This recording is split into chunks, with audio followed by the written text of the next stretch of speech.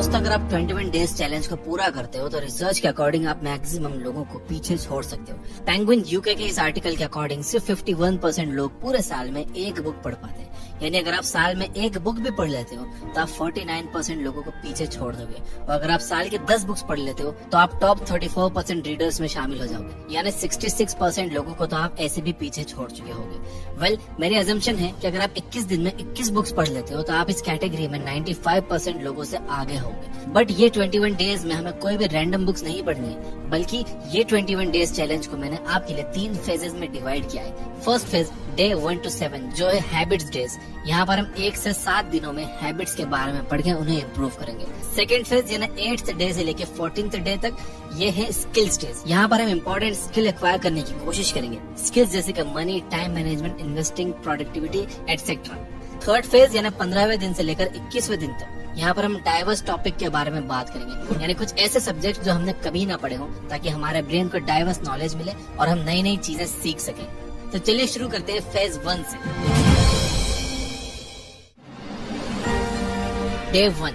तो डे 1 में हम स्टार्ट करेंगे मिरेकल मॉर्निंग से, जिसे लिखा है हेल एलरॉड ने। तो इस बुक की खास बात यह है कि हेल एलरॉड का एक बार बहुत बुरा एक्सीडेंट हुआ था, जहां पर हेल अपनी गर्लफ्रेंड के साथ अपनी नई गाड़ी मस्टैंग में तेज स्पीड से जा रहे थे, जहां पर अपोजिट साइड से एक ड्रंक गाय तेज स्पीड से अपनी ट्रक चला रहा था। और जैसा कि आपने अज्यूम किया होगा, boom, there is an accident, जहां पर वो ट्रक ड्राइवर हेल की गाड़ी से टकरा जाता है। क्रैश इतना जोर से हुआ कि हेल की कार सीधा अपोजिट लेन में चले गई, जहाँ पे ज्यादा ट्रैफिक होने की वजह से हेल की कार की टक्कर किसी दूसरी कार से भी हो जाती है। इस इंसिडेंट में हेल के अलावा किसी को ज्यादा चोट नहीं आई, ना ही उनकी गर्लफ्रेंड और ना ही उस ट्रक ड्राइवर को। लेकिन हेल गाड़ी की सीट और स्टीयरिंग के बीच में बुरी तरह से फंस गए। जैसे ही उन्हें बाहर निकाला गया, उनकी सांसें रुक गई, लेकिन 6 मिनट के बाद उनकी सांसें फिर से चलने लगी और उन्हें हॉस्पिटल ले जाया गया। एक्सीडेंट में हेल की 11 बोन्स फ्रैक्चर हुई थी, जहाँ पे 6 दिनों में उनकी टोटल 7 सर्जरीज हुई। डॉक्टर्स ने कहा कि वो कभी भी अपनी व्हील चेयर से उठ नहीं पाएंगे।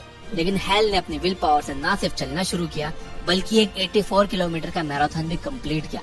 हेल के अकॉर्डिंग ये सब वो अपने मॉर्निंग रूटीन की वजह से कर पाए, जहाँ पर हेल अपने मॉर्निंग रूटीन में 6 चीजें करते हैं, जिसे वो सेवर्स कहते हैं, जिसमें एस का मतलब है साइलेंस, यानी सुबह थोड़ी देर के लिए चुप रहो। ए का मतलब है अफर्मेशंस, यानी सुबह उठकर पॉजिटिव अफर्मेशंस करो, जैसे कि I am healthy, I am smart, I am rich, I am powerful etcetera.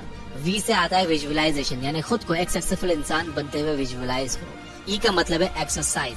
Are का मतलब है reading, which is pretty explanatory.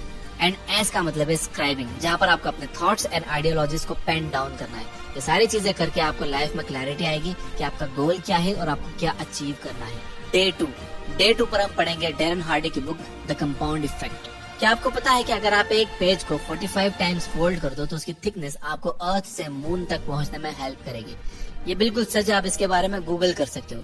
अब एक पेज को उतनी टाइम्स फोल्ड करना काफी डिफिकल्ट है, बट ये जस्ट एनालॉजी है जो पावर ऑफ कंपाउंडिंग को एक्सप्लेन करती है। सिंपल एक्सपेरिमेंट से समझो। लेट्स अज्यूम आप 30 सालों तक हर महीने 20,000 रुपए की SIP करते हो और हर साल हमारे पैसे सिर्फ 15% इंक्रीज होते हैं, तो ये अमाउंट कंपाउंडिंग होकर 30 सालों बाद 14 करोड़ से भी ज्यादा हो जाएगा। इसके अलावा हम डे 2 में कंपाउंडिंग के ढेर सारे एग्जांपल्स भी समझेंगे, ताकि हम लाइफ में वो छोटे छोटे काम करने लग जाएं जो आगे जाके हमें exponential growth they. As Lao Tzu says, a journey of 1000 miles begins with 1 step.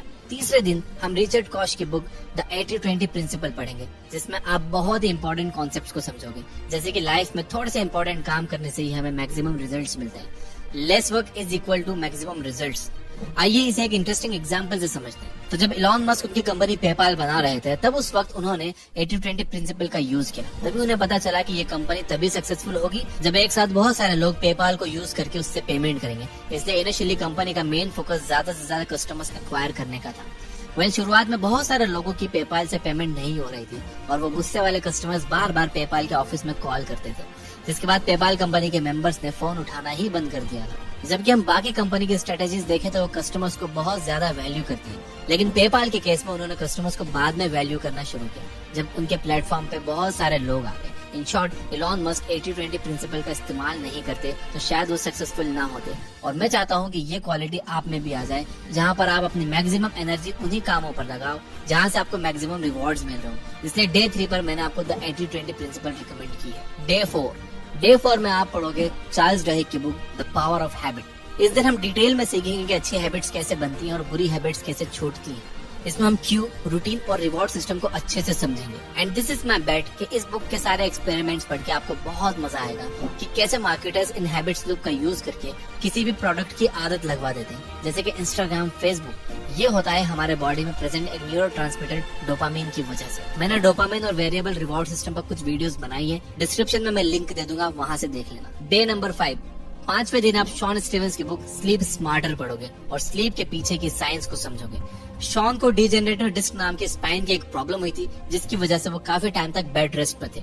Well, doctors को भी ये प्रॉब्लम के पीछे का रीजन समझ नहीं आ रहा था, जिसके बाद शॉन ने खुद रिसर्च करना शुरू किया और ये पता लगाया कि एक्सरसाइज और डाइट से ज्यादा इम्पोर्टेंट और क्रूशियल है हमारी नींद। स्लीप स्मार्टर बुक में शॉन ने काफी रिसर्च बैक्ड मेथड्स बताए हैं, जिससे आप एक गहरे और साउंड स्लीप ले सकते हो। वेल, ब्रायन जॉनसन जो कि अपनी एज को रिवर्स करने में सक्सेसफुल है, उन्होंने भी स्लीप को बहुत इंपॉर्टेंट फैक्टर कंसीडर किया है अपनी एज को रिवर्स करके अपने आप को यंगर बनाने के लिए। So please try not compromising on your sleep. छठे और 7वें दिन में आप थोड़ा मोटिवेशन की तरफ मुड़ोगे। ओके, तो डे 6 में हम रिचर्ड बाग की बुक जोनाथन लिविंगस्टन सीगल पढ़ेंगे, जिसमें एक फिक्शनल सीगल की कहानी है, जहाँ पर कैसे सीगल के फ्रेंड्स उसे कहते हैं कि सीगल्स को सिर्फ खाना ढूंढने पे ध्यान देना चाहिए और कैसे एक ईगल की तरह ऊपर उड़ने का नहीं सोचना चाहिए। लेकिन सीगल कैसे अपने कानों को बंद करके किसी की भी नहीं सुनता और एक ईगल के जैसे काफी ऊंचा उड़ता है। अगर आपके घर में कोई बच्चा है, वो भी इस बुक को पढ़ के काफी मोटिवेटेड फील करेगा। वेल, अगर आप अपनी लाइफ में अनमोटिवेटेड और अपनी लाइफ को ड्राइविंग पोजीशन में आकर कंट्रोल करना चाहते हो, तो मैंने डेविड गॉगिंस की बुक समरी बनाई है, जो आपको डेफिनेटली चेकआउट करनी चाहिए। उसकी भी लिंक मैं डिस्क्रिप्शन में दे दूंगा। 7वें दिन हम एंजेला डकवर्थ की book Grit, the power of passion and perseverance पढ़ेंगे कि साइंटिफिक वे में कैसे ये पैशन और मोटिवेशन काम करते हैं। इसके बाद आ जाता है हमारा फेज 2, 8वें दिन से लेकर 14वें दिन तक। ये फेज में आप अपने स्किल सेट को इम्प्रूव करोगे। 8वें दिन आएगी जॉन सी बॉगल की book the little book of common sense investing, जिसमें आप इन्वेस्टिंग के बेसिक्स को समझोगे कि अगर आपको कुछ भी नहीं पता तो आप सिर्फ इंडेक्स फंड में आपके पैसे इन्वेस्ट कर सकते हो, जो आपको एफडी से ज्यादा रिटर्न दे ही देगा। वेल, डे 2 में हमने जो कंपाउंड इफेक्ट बुक पढ़ी थी, और इस बुक की नॉलेज को यूज करके आप ये तो समझ ही जाओगे कि अगर आपको 4 से 5% रिटर्न मिल जाएंगे तो ये आपको लॉन्ग टर्म में काफी ज्यादा वेल्थ क्रिएट करके दे सकते हैं। 9वें दिन आप सीखेंगे कि कैसे आप इंडिविजुअल कंपनी के शेयर्स को खरीद सकते हो, और ये आप सीखोगे पीटर लिंच की book one up on wall street से। वेल, ये बुक को काफी सिंपल वे में लिखा गया है, जिसमें मैथमेटिक्स बहुत ही कम है। पीटर लिंच हमें कंपनीज की स्टोरीज पर फोकस करने के लिए इंस्ट्रक्ट करते हैं, यानी कंपनी अगले 2-3 सालों में अपने प्रॉफिट्स और रेवेन्यू को ग्रोथ कैसे करेगी। अगर आप मेरा पर्सनल इंस्टाग्राम फॉलो करते हो तो आपको पता होगा कि मैंने वहाँ पर बताया था कि किस तरह से इस बुक ने मेरी हेल्प की अच्छे रिटर्न बनाने। डे नंबर 10, डे 10 पर आप वही बुक पढ़ोगे जो वॉरेन बफेट ने अपने बचपन में पढ़ी थी, और वो थी एफसी मिनेगर की बुक 1000 वेज टू मेक $1000। और इसी बुक के आइडिया को यूज करके वॉरेन बफेट ने बचपन में अपना पहला बिजनेस खोला था। उन्होंने एक बाबा की शॉप में पिन बॉल मशीन इंस्टॉल कर दी थी, जिसके बाद एज अ किड ही started earning a lot of money.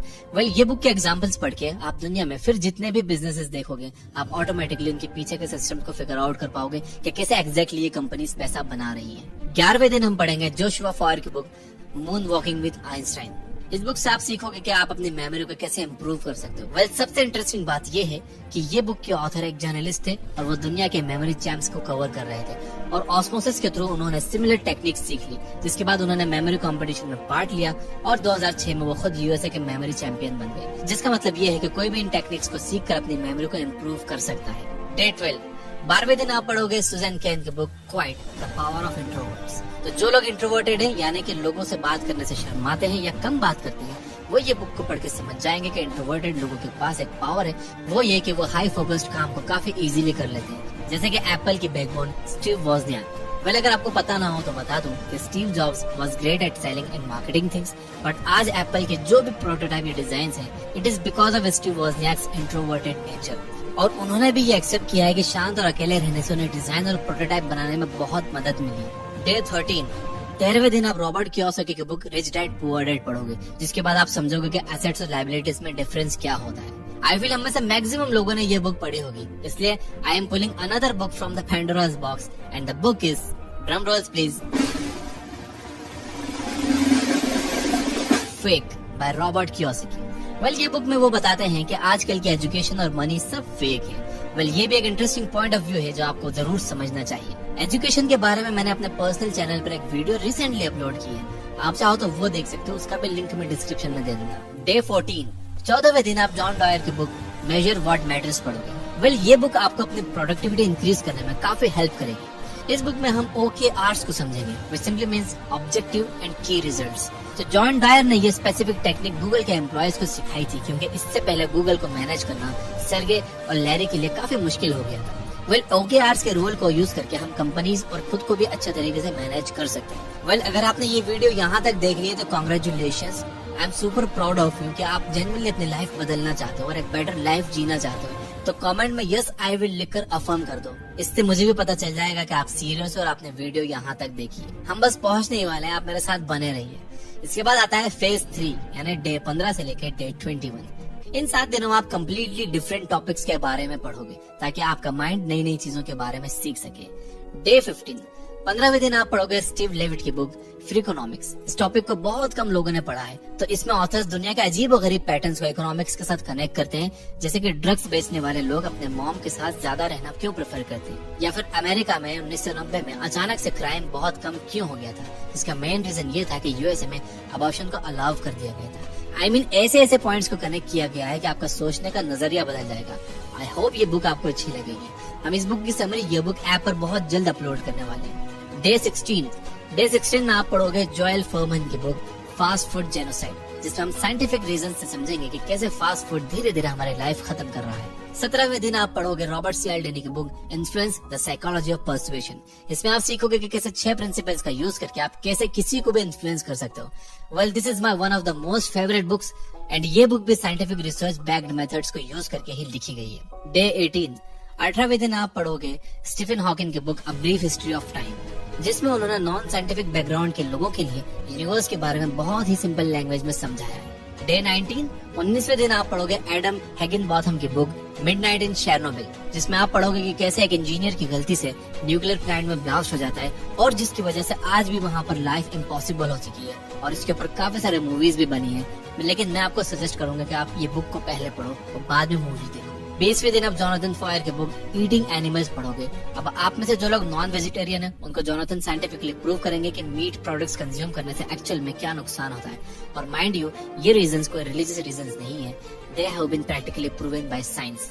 Day 21वें दिन आप एंडी वेयर की बुक द मार्शियन पढ़ सकते हो, जो कि एक फिक्शनल स्टोरी है, लेकिन व्हाट आई फील कि ये बहुत सारे लोगों को एक्साइट करेगी कि कैसे ह्यूमंस मार्स प्लैनेट पर रह सकते हैं। इस किताब में बताया गया है कि एक एस्ट्रोनॉट अकेला मार्स पर फंस जाता है। Well before I reveal too much, आप प्लीज जाकर इस बुक को पढ़ो, और इस किताब पर एक मूवी भी बनी है, हो सके तो वो भी आप देखो। दोस्तों, ये 21 डेज चैलेंज की वीडियो आप अपने फ्रेंड या फैमिली मेंबर्स को रिकमेंड कर सकते हो। आप उनके साथ चैलेंज कर सकते हो रोज एक बुक पढ़ने। आई फील कि इस वीडियो में बहुत पोटेंशियल है, ये वीडियो किसी की भी लाइफ चेंज कर सकता है। और सबसे इंटरेस्टिंग बात ये है कि जब आपका ये चैलेंज खत्म होगा यानी 21 दिन बाद, तो उन्हें और आपको खुद बुक पढ़ने की आदत लग जाएगी। So do consider sharing with your friends and family and उनके साथ चैलेंज जरूर लो। अगर यहाँ तक देख रहे हो तो कमेंट करके अफर्म करिए यस आई विल। वीडियो अच्छी लगी हो तो लाइक करना